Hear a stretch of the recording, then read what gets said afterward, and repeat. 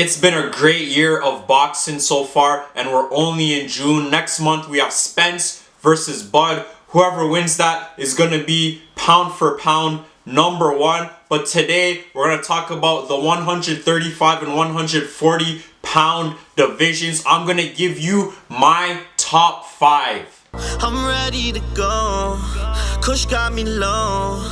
Finish the drink up, take the show on the road. I got plenty to show. Why your vibe is so low?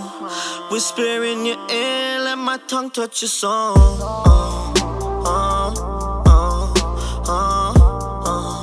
I'm on it. It's your boy Jayo Sto. Please support the movement. Y'all subscribe, like, share. You already know how it is. Content coming.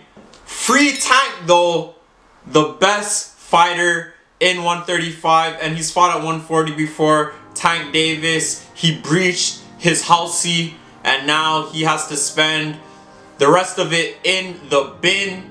I don't think anyone's gonna mess with him in the bin. We know this guy is a straight up brawler. We know the dynamite he has in that left hand, and then I just think he's respected. He's gonna be respected in there. Everyone's rooting for him, so hopefully he can still fight by the end of this year. By the time he gets out, he's just gonna be there for the summer. By the time he gets out, it'll probably be September.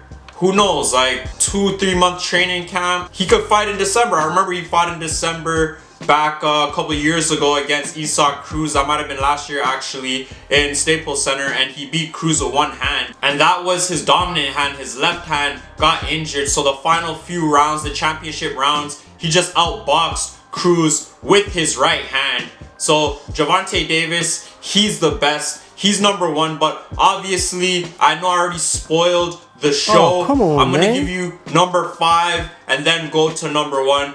Tomorrow, Regis Prograis, he is fighting to defend his 140 WBC strap. We know he is an old school boxer. I like how he has that old school just vibe to him. He doesn't really have the smoothest technique, but he is gonna come forward. He's a Texas guy. He's trained with the Charlos, obviously with Spence, and he has power. He's calling guys out. He only has one blemish on his record, and that was against Josh Taylor. But since then, he's improved. Against Cepeda, he just pieced him up.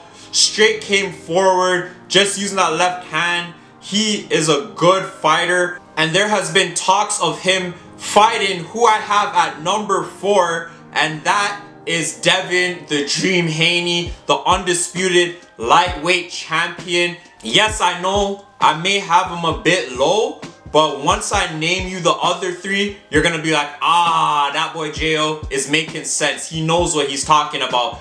Devin, you've seen him poking fun at everybody else in his IG post. Yesterday, Devin is sitting in the king's chair, and everybody surrounding it, behind it. He has faces up there like Gervonta, Paulie Malignaggi. He has Pitbull Cruz. He has Shakur. It's funny, he has Loma.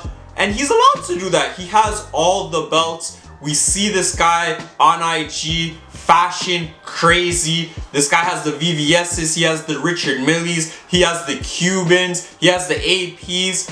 This guy is making big bucks. Huge following on social media, so respect to Devin Haney. But Devin Haney has no knockout power. Is he a technician? Yes. Is his defense good? Yes.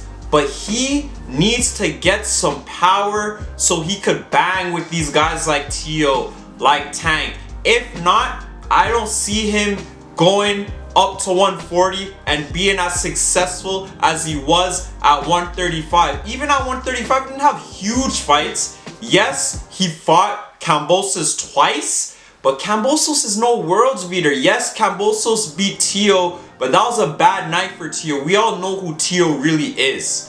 I think Devin Haney, he is doing all the right things. I see him fighting Shakur or Tank, but the only way I see him fighting Tank is if he goes over to Showtime. We know his relationship with Eddie Hearn, Matchroom and DAZN. They're tight. I think he's gonna go back there. That's why I think if he fights Regis next, it makes the most sense. But the fight we want to see is him and Shakur next, or him and Tank next. At number 3, I just named him Shakur Stevenson. He was inside the same building as Devin Haney last week and sent a bottle to him. And the bottle girls, they had the sign up saying sign the contract. Shakur has the best defense in boxing. Against Yoshino, first fight at 135, stopped him. And already he wants to go and fight for the title. That is unheard of. Second fight, he wants to make that fight. He wants that smoke. And you know he's not playing around, because he already asked for Pitbull Cruz fight. Pitbull said, nah, I'm not ready. He asked for Kambosos fight. Kambosos, oh, I want to spend some time with my kids. These guys don't want the beef with Shakur because his defense is like Floyd. And he doesn't even go back too far. He just moves his head, moves his neck. And those punches not even touching him.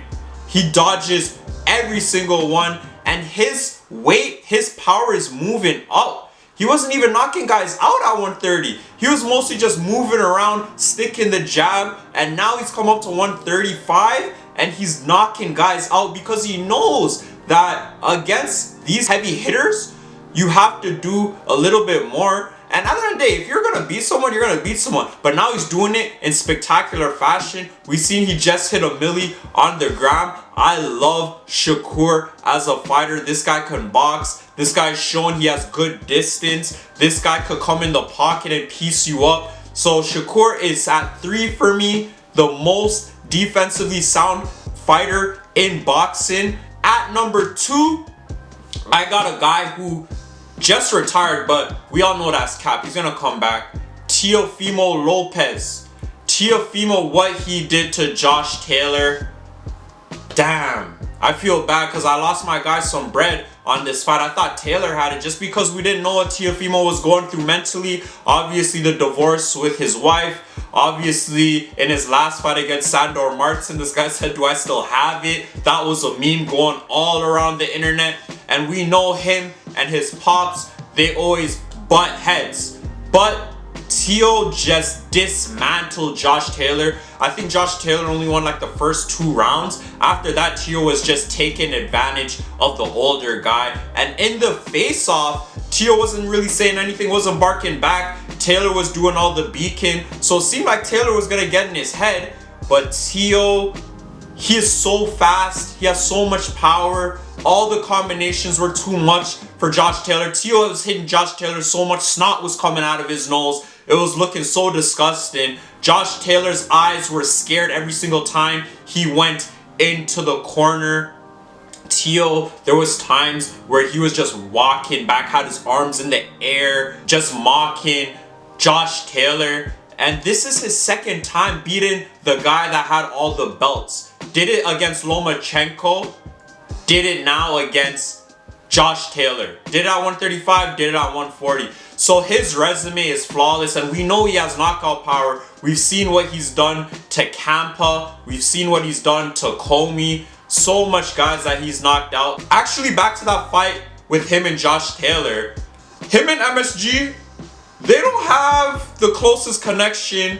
We remember in the Kambosos fight, they were booing him because he was butting in on Kambosos' interview after the fight. It was kind of delusional, him saying that he won the fight. Yes, he did knock down Kambosos in the later round, but he didn't do enough to win, and he lost his belts. He went up to 140, and the MSG crowd was saying Teo. They were chanting Teo against Josh Taylor, so it seems like he has the crowd back behind him. I think just with his explosiveness, his power, the best fight to make at 135, 140 is him against the number 1 guy, Gervonta Tank Davis. Tank is just the most scariest guy in the division. He's fought at 140, stopped Mario Barrios, he stopped Ryan Garcia.